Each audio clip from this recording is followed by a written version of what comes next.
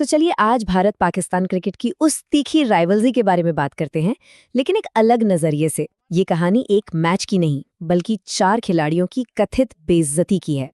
देखिए, ये जो सोर्स है ना, वो पहली ही लाइन से एक बहुत अग्रेसिव टोन सेट कर देता है। मतलब मैच को एक मुकाबला नहीं, बल्कि एक अपमान की जंग के तौर पर दिखाया गया है। पर मजे की बात यह है कि ये कहानी पूरी टीम की नहीं है। सोर्स का दावा है कि असली कहानी तो सिर्फ 4 खास खिलाड़ियों के इंटरनेशनल ह्यूमिलिएशन के इर्द गिर्द घूमती है। आइए जानते हैं कि कौन है वो 4 खिलाड़ी। तो चलिए इस नैरेटिव में थोड़ा और अंदर चलते हैं, जो ये कहता है कि इन 4 खिलाड़ियों की जो पर्सनल नाकामी थी, वो मैच के रिजल्ट से कहीं ज्यादा बड़ी बात थी।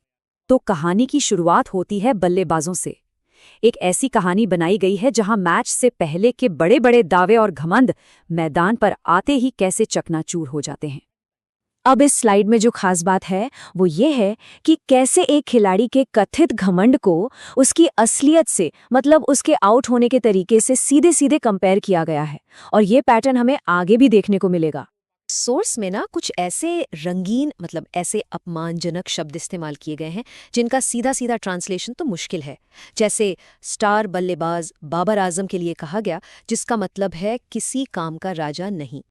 और ये स्लाइड सोर्स के पॉइंट को एकदम साफ कर देती है। खिलाड़ी की सारी रेप्यूटेशन एक तरफ और मैच के ये निराशाजनक आंकड़े एक तरफ। बात यही नहीं रुकती। ये कमेंट्री तो एक कदम और आगे बढ़कर ये तक कह देती है कि भारत के खिलाफ उनकी लगातार नाकामी कोई इत्तेफाक नहीं, बल्कि ये जानबूझकर किया जाता है। तो बल्लेबाजों के बाद अब कहानी का रुख मुड़ता है गेंदबाजों की तरफ, और देखते हैं कि सोरेस यहाँ व्यक्तिगत नाकामी की बात को कैसे आगे बढ़ाता है।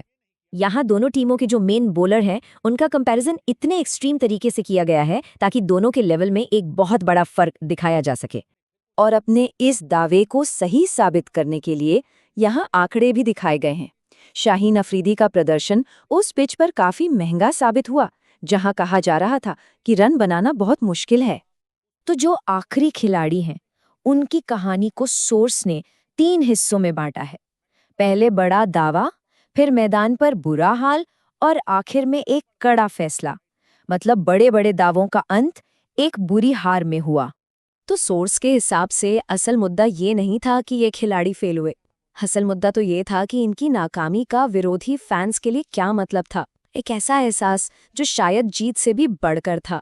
तो ये देखिए, यहाँ पर उन 4 खिलाड़ियों की कहानी को एक साथ रख दिया गया है, जो इस बात पर जोर देता है कि ये कहानी असल में व्यक्तिगत नाकामियों की एक सीरीज थी। और इस फीलिंग को समझाने के लिए ना एक बहुत ही पावरफुल, मतलब एक पोएटिक मेटाफर का इस्तेमाल किया गया है, ये बताने के लिए कि ये सिर्फ खुशी नहीं, बल्कि एक गहरा सुकून था। तो आखिर में ये हमें एक बड़े सवाल पर लाके छोड़ देता है।